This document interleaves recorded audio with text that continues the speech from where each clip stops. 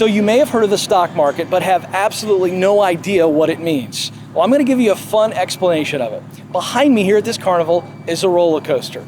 And just like the stock market, the roller coaster has ups and downs. When you buy a stock and the price goes up, that means you're making money. When you buy a stock and the price goes down, that means you're losing money. And listen to this. Throughout the history of the stock market, every 15-year period has been profitable. So you have to stay with it. Just like this roller coaster ride behind me, if I try to get off in the middle of the ride, it's gonna cost me physically. If you get out early in investing, it will cost you a lot of money. All right, here we go. This is like the stock market when you get involved, right? You put the money in the account, get a little activity, and now we're going up. We're going up. This means we're making money. You see what's happening here? My stock price is going up. What you know about going up, when you go up, well, all things that go up must come down. Yeah. Here we go!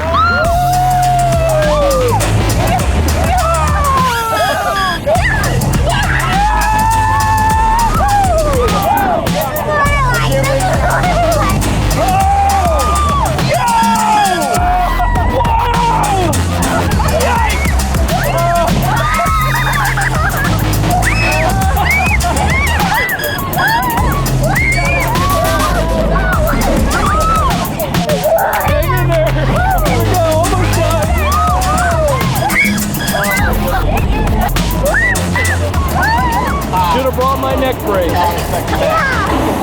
Woo!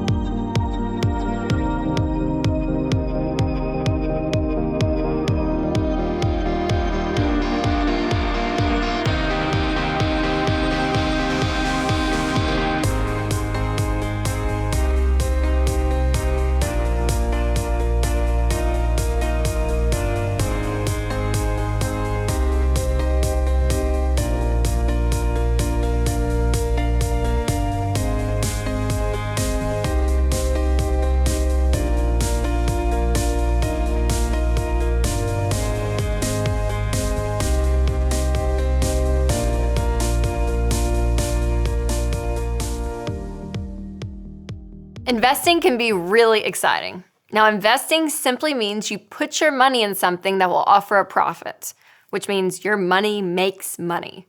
Now, investing can be a very confusing topic that honestly, some adults don't even understand. But once we break it down and you start to grasp it just a little bit, it gets easier, I promise. I would say that this is the fun part of handling your money when you get older. Because again, the reason to invest is to make more money for something like planning for retirement. When you invest, you will have the money to do things like travel and other fun stuff. And we would all love that, wouldn't we? When you start to get into any specific area in life, you start to learn new terms. Like when you first got your cell phone, you learned words like apps, download, storage space, texting. Or if you enter the world of sports, you learn terms like opponent, team, offense, defense, sideline, etc. Well, the same is true when you enter the world of investing. You're going to hear terms like stocks, interest, and mutual funds. So let's break down a couple of these for you. So stocks represent ownership in a company. When you buy a stock, let's say an Apple, then you own a teeny tiny portion of Apple. So when Apple makes money, you make money. It's a beautiful thing. But the flip side is true as well. If Apple loses money, then you lose money. Then there's mutual funds. And mutual funds are investments owned by a group of investors. So basically, a mutual fund is when a bunch of stocks are in one fund. That means there's stocks in Apple, Walmart, Home Depot, Best Buy, Target, other companies. And it's all in one investment.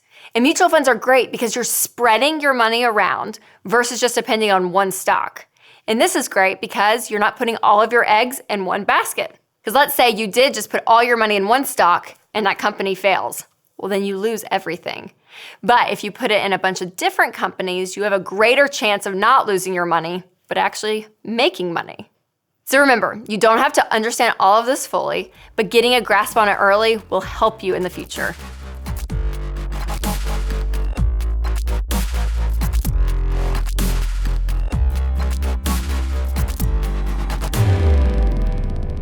let's spend a few minutes talking about investing and investments, because you can't invest if there's nothing for you to invest in.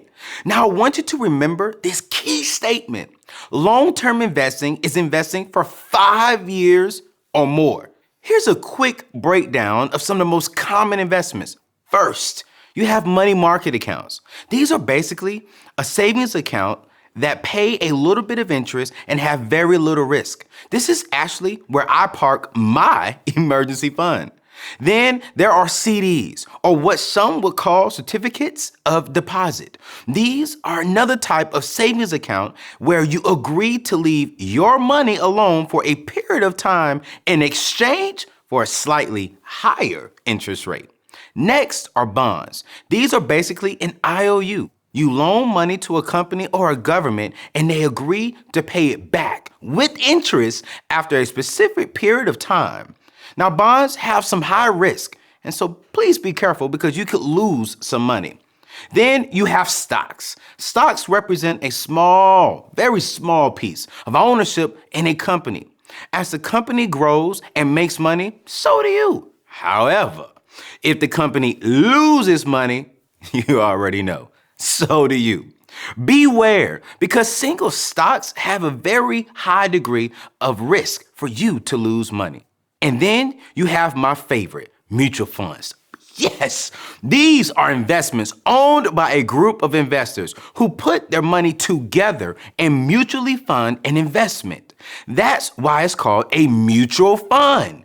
When it comes to making some money, mutual funds are really, really, really good long-term investments.